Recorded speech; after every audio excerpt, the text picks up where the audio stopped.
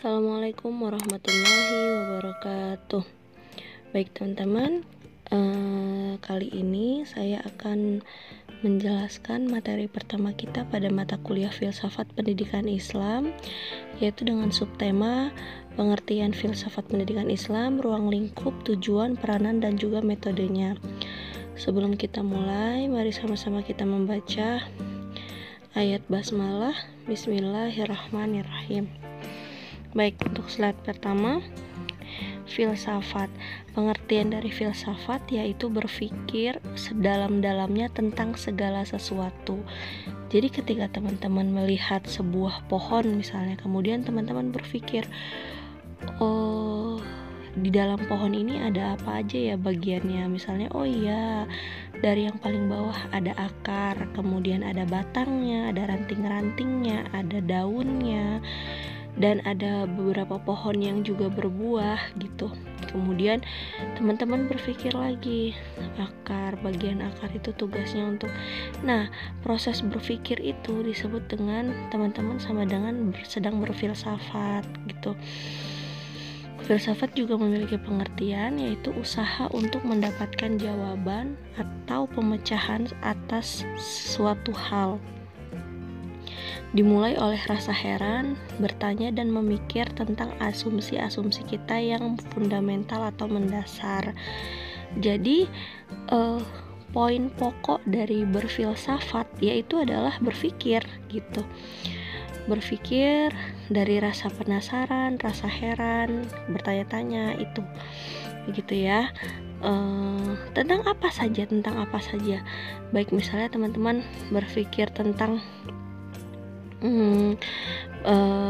misalnya gini, kenapa ada pohon yang berbuah sedangkan ada juga pohon yang tidak berbuah gitu, apa penyebabnya? Kemudian terus teman-teman mulai cari tahu, kira-kira apa ciri-cirinya pohon yang memiliki buah dan apa pohon-pohon yang tidak memiliki buah. Bisa dari filsafat itu biasanya teman-teman akan mencari tahu. Nah, itu yang disebut dengan berfilsafat, begitu ya. Next. Kemudian, apa sih filsafat pendidikan Islam?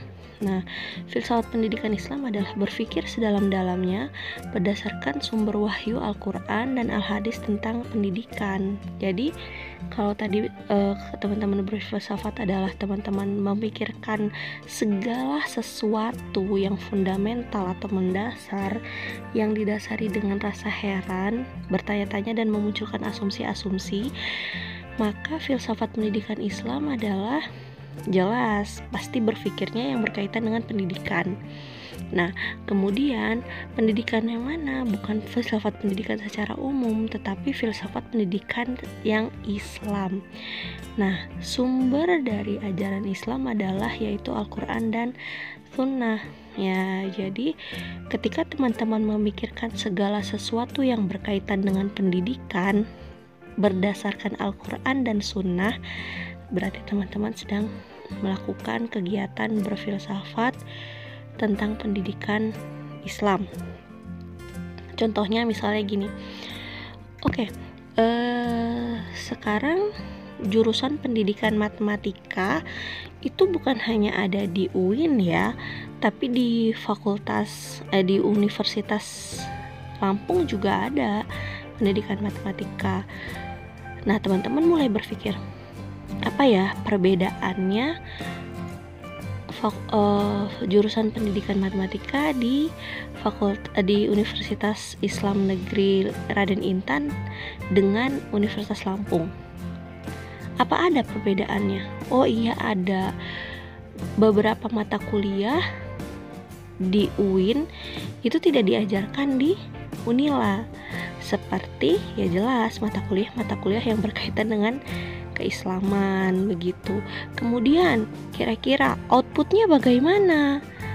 Berbedakah guru matematika alumni UIN dengan Unila? Berbeda tidak dengan guru matematika alumni Unila? Ya pasti berbeda, karena proses yang ditempuh juga berbeda. Begitu teman-teman ya. Apakah ada kaitannya sih matematika dengan Islam? Jelas, pakar matematika itu awalnya adalah yang menemukan rumus aljabar itu orang Islam, namanya Fatih Algebra, namanya gitu ya. Makanya dari algebra dijadikan aljabar gitu. Jelas bukan matematika tidak bisa di segala sesuatu. Ketika ada orang yang berpendapat bahwa agama dan ilmu pengetahuan itu tidak bisa disatukan, itu salah besar. Karena ketika kalian berfilsafat menggunakan pendidikan Islam, maka sumber dari segala sesuatu itu adalah tetap Al-Quran dan hadis, begitu. Next. Kemudian, apa saja sih ruang lingkupnya gitu, ruang lingkup filsafat pendidikan Islam? Secara makro atau secara luasnya, objek kajian filsafat itu ya seputar ketuhanan, alam semesta dan juga manusia. Itu ruang lingkup filsafat pada umumnya gitu. Nah, ketika kita mengerucut lebih kecil ke ruang lingkup filsafat pendidikan, kita menemukan komponen pendidikan ada 5, yaitu tujuan pendidikannya, kemudian gurunya atau pendidik, peserta didik atau murid, kemudian alat pendidikan seperti kurikulum, metode, dan penilaian pendidikan, juga lingkungan pendidikannya. Dari ruang lingkup ini, teman-teman bisa mulai berpikir tujuan pendidikan secara umum dan tujuan pendidikan secara khusus yaitu pendidikan Islam jelas berbeda. Pasti dalam Islam tujuan paling tingginya itu apa? Membentuk apa? Akhlakul karimah, begitu ya. Kemudian tujuan mempelajari filsafat pendidikan Islam. Tujuannya yang pertama yaitu memberikan landasan dan arahan kepada proses pendidikan berdasarkan ajaran agama Islam. Landasan dan arahan kepada proses pendidikan berdasarkan ajaran agama Islam ya, yaitu Al-Quran dan hadis, yang kalau teman-teman sering dengar bahwa adab itu di atas ilmu gitu. Jadi kita diusahakan untuk beradab dulu baru berilmu gitu. Nah, karena tujuan yang paling penting dalam pendidikan Islam yaitu pendidikan akhlak gitu. Kemudian yang kedua, mengkritik dan mengoreksi terhadap proses pendidikan yang dijalankan. Mengkritik dan mengoreksi di sini adalah ketika apabila dijumpai proses pendidikan tersebut yang sudah dijalani menyimpang ataupun kurang sesuai dengan landasan ajaran agama Islam, yaitu Al-Quran dan hadis ya. Kemudian mengevaluasi metode pembelajaran yang digunakan. Apakah metode pembelajarannya sudah sesuai dengan landasan ajaran agama Islam? Ketika ada sesuatu yang melenceng, maka pasti salah gitu. Karena landasannya harus Al-Quran dan hadis.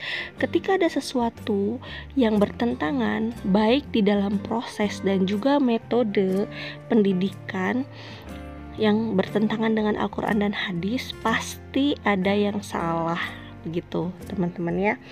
Itu adalah tujuan mempelajari filsafat pendidikan Islam, agar teman-teman tetap bisa punya pegangan gitu. Kemanapun teman-teman pergi, kalau teman-teman tahu tujuannya dan tahu landasannya, insya Allah itu tidak akan terlalu jauh. Kalaupun nyasar itu tahu jalan pulang gitu maksudnya ya. Kemudian selanjutnya yaitu peranan filsafat pendidikan Islam. Nah, filsafat pendidikan Islam bertujuan untuk menumbuhkan manusia yang bertakwa kepada Tuhan Yang Maha Esa, cerdas, terampil, berakhlak mulia, berkepribadian, cinta tanah air, dan bersemangat kebangsaan yang kuat. Pandangan ini berdasarkan pada suatu konsep Islam bahwa manusia terdiri dari unsur jasmani, akal, dan rohani yang seharusnya ketiga unsur itu mendapatkan pendidikan yang seimbang tanpa harus melebihkan satu dari yang lain. Dengan demikian, diharapkan bisa menghasilkan manusia yang paripurna, yaitu insanul kamil sebagai tujuan dari pendidikan. Jadi, pendidikan Islam itu adalah pendidikan yang memiliki keseimbangan, yaitu memperhatikan unsur jasmani, akal, dan juga rohani. Tidak boleh salah satunya menonjol daripada yang lainnya. Sama seperti kebutuhan kita akan makanan, ya, makanan itu kan kebutuhan jasmani. Akal kita juga butuh untuk diberi asupan, yaitu dengan ilmu, bacaan-bacaan buku, terus informasi-informasi, itu kita sedang memberi makan akal kita. Nah, jangan lupa rohani kita ini juga butuh untuk diberi asupan rohani. Itu seperti apa ya? Kalau teman-teman sering familiar dengan kata-kata siraman rohani, nah gitu ya, siraman rohani, motivasi keagamaan, ceramah-ceramah yang paling basic banget dan yang paling mudah bisa kita lakukan dimanapun untuk memberi asupan rohani kita, yaitu apa? Berzikir. Ala bidzikrillahi tatmainnul qulub. Maka dengan berzikir maka hatimu akan tenang. Itu adalah asupan rohaninya. Nah, filsafat pendidikan Islam ini berperan untuk menyeimbangkan ketiga unsur ini, jasmani, akal, dan rohani. Yang biasanya kalau pendidikan secara umum itu hanya dua, pendidikan jasmani dan pendidikan akal. Rohaninya ini kurang diperhatikan begitu. Next, metode. Kemudian berikut ini ada beberapa metode filsafat pendidikan Islam yang biasa digunakan. Yang pertama, metode spekulatif dan kontemplatif. Spekulatif itu kan memikirkan, dan kontemplatif itu merenungkan. Jadi metode yang digunakan dalam berfilsafat pendidikan Islam itu adalah memikirkan dan merenungkan. Ingat ya, tadi basicnya filsafat itu berpikir, merenung ya, pasti metodenya metode spekulatif dan kontemplatif. Misalnya hakikat hidup untuk Islam, sifat-sifat Tuhan itu seperti apa, kemudian takdir. Metode ini sangat penting dalam filsafat pendidikan Islam, sebab dalam analisisnya sering berhadapan dengan sesuatu yang abstrak dan sulit didekati kecuali dengan merenung. Sama seperti kalian kalau ada bahasa bahwa gini, bagaimana ya bentuknya Allah gitu. Kira-kira kalau ada ayat yang mengatakan bahwa Allah itu duduk di arsy-nya yang agung, karena kita kebiasaan melihat imajinasi sebuah film atau sinetron, arsy yang agung itu kita digambarkan dengan kayak raja sedang duduk di kerajaan gitu ya. Nah, itu kan sesuatu yang abstrak gitu ya. Abstrak itu tidak bisa digambarkan gitu. Maka yang paling mudah adalah ketika kalian tidak bisa melihat Allah gitu, maka kalian harus sangat yakin dan pasti bahwa Allah itu selalu melihat kita gitu loh. Jadi walaupun kita nggak bisa melihat Allah gitu, tapi pasti yakinlah bahwa Allah itu selalu melihat kita. Maka metode spekulatif dan kontemplatif ini sangat dibutuhkan dalam berfilsafat pendidikan Islam ini gitu ya. Kemudian yang kedua ada metode normatif. Metode normatif ini digunakan untuk mencari nilai, aturan, atau hukum yang berkaitan dengan pendidikan Islam, sehingga tujuan, proses, bahan, dan semua yang terlibat dalam pendidikan Islam tersebut sesuai dengan nilai, aturan, dan hukum Islam yang bersumber dari Al-Quran dan As-Sunnah gitu ya. Kemudian metode analisis konsep. Analisis konsep ini berarti menguraikan sesuatu yang berkaitan dengan problematika pendidikan Islam. Kalau ditemukan misalnya mengenai konsep filosofis tentang fitrah, ihsan dan takwa, bahagia, manusia sempurna, dan lain sebagainya. Yang dimaksud dengan misalnya gini, kenapa sih anak kecil itu kok susah banget ya diemnya. Anak kecil itu kok senangnya main aja, disuruh tidur aja nggak mau. Kalau kita udah gede, masih inget ya teman-teman ya, senangnya main, padahal orang tuanya nyuruhnya tidur gitu ya. Sedangkan kita pas sudah besar, kita pengennya tidur, tapi orang tua nggak bolehin kita tidur lagi. Nah, bermain itu fitrahnya anak-anak, teman-teman. Bermain itu fitrahnya anak-anak. Nah, ketika kita melawan fitrah, yaitu maka ketika istilahnya bermain itu kebutuhannya anak-anak. Makanya ketika kebutuhan itu tidak terpenuhi, ketika anak-anak tidak bisa memenuhi fitrahnya, yaitu fitrahnya bermain gitu ya, fitrahnya untuk bermain, maka percayalah bahwa ketika dia dewasa, dia akan menuntut. Jadi seakan-akan dia berhutang gitu ya. Kalau teman-teman suka mendengar bahwa masa kecil kurang bahagia, jadi ketika masa kecilnya itu kekurangan bermain, tidak fitrahnya tidak terpenuhi, maka dia sampai besar akan terus bermain-main. Biasanya orang dewasa sudah lebih serius menghadapi hidup, kok ini susah serius gitu, masih main-main aja bawaannya. Ya mungkin ketika kecil fitrah bermainnya kurang cukup gitu, begitu ya. Kemudian metode historis, yaitu ketika teman-teman menggunakan metode historis itu mempelajari filsafat berdasarkan urutan waktu perkembangan pemikiran filsafat yang telah terjadi setelah kelahirannya sampai sekarang.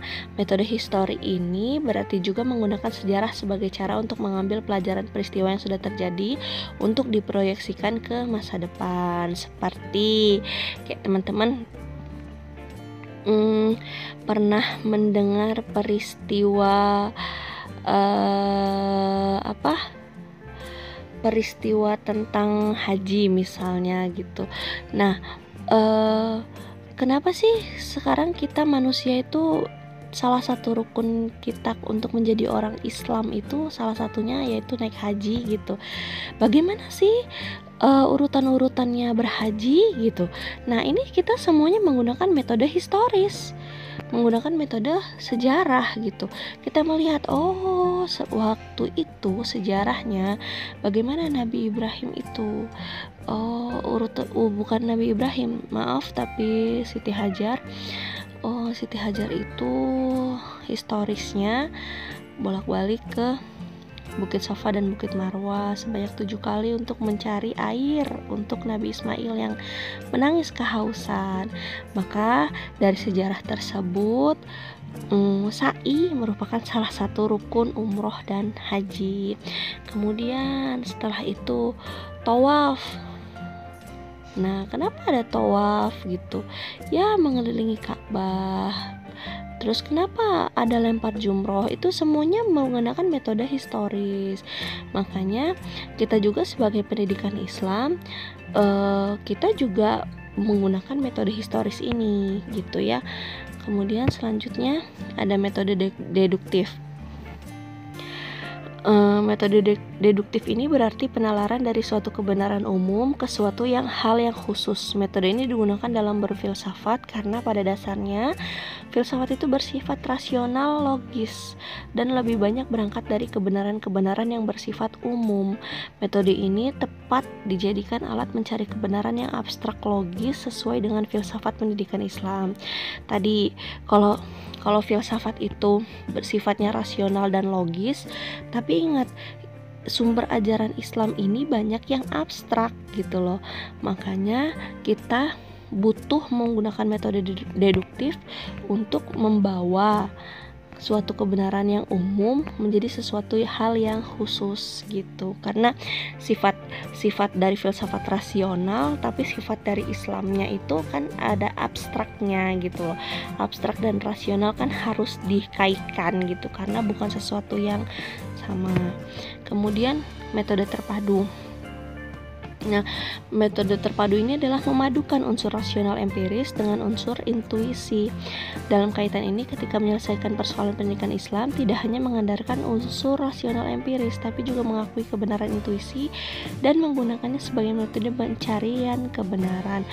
Jadi, intuisi itu kayak nurani ya, intuisi. Jadi semua makhluk itu pasti punya intuisi. Kayak kalau kita bisa dibilang gini lah, biasanya hati nurani itu selalu baik. Siapapun orangnya, siapapun manusianya, apapun pekerjaannya, ketika dia menggunakan hati nuraninya pasti ada kebaikan. Kata Allah juga kan, likuli syai'in maziyah, maka di segala sesuatu tuh pasti ada kebaikannya, karena setiap manusia memiliki nurani, yaitu intuisi gitu. Nah, ini kita bisa gunakan metode ini untuk memadukan unsur rasional empiris dengan unsur intuisi, kita padukan untuk mencari sebagai metode pencarian kebenaran. Baik, selesai materi kita untuk yang materi pertama tentang filsafat pendidikan Islam ini. Saya harap teman-teman bisa lebih paham, dan jika kurang masih ada beberapa kata-kata yang belum bisa difahami, bisa teman-teman ulang lagi, putar videonya begitu ya. Terima kasih atas perhatiannya. Mari sama-sama kita tutup dengan membaca lafaz hamdalah. Alhamdulillahirabbil alamin. Mari sama-sama baik, saya tutup dengan membaca doa kafaratul majlis. Subhanakallahumma wa bihamdika asyhadu an la ilaha illa anta astaghfiruka wa atubu ilaik. Assalamualaikum warahmatullahi wabarakatuh.